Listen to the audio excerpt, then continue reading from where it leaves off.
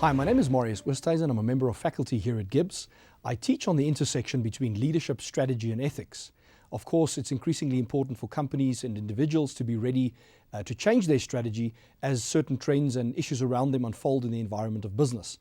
And so this brings us to the field of what's called strategic foresight. Many people in South Africa know about scenario planning, and a different way of looking at the future is through strategic foresight. You might say, well, what is strategic foresight? Essentially, strategic foresight is about looking at the future of a business, of an industry, even of a country, and developing an informed, future-orientated view. You do that by looking at the key trends shaping the industry, and then you formulate a set of scenarios around what that would mean for the business going forward. Strategic foresight is different from a traditional strategic planning, where typically a strategic planning process would start from the past or the present.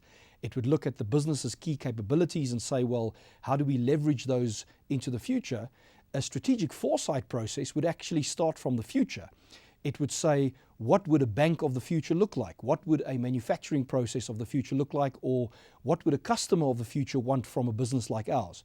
And then looks to bring those insights into the business. When we do strategic foresight, we usually start with trends.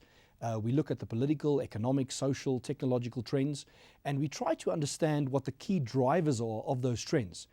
If you forecast a trend on its own, you might have accuracy out to 2, 3, 4, 5 years. But if you look at the drivers of the trend, you might have a deeper understanding of how your industry is changing.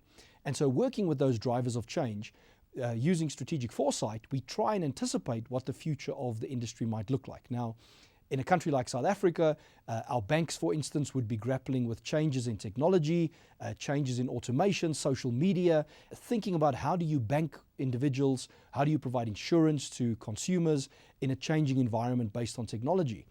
If you're in the agricultural sector, for instance, you might be hearing talk about radical economic transformation around land reform, and you might be saying, well, what are the drivers of that political populism, and how might that change the future of agriculture in South Africa in the future?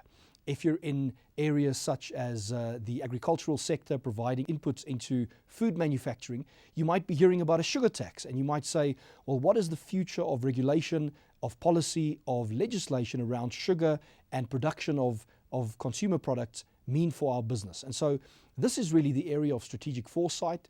It's the area in which we teach scenario planning, and it's an area that tries to prepare the business or the industry to adapt better for the future.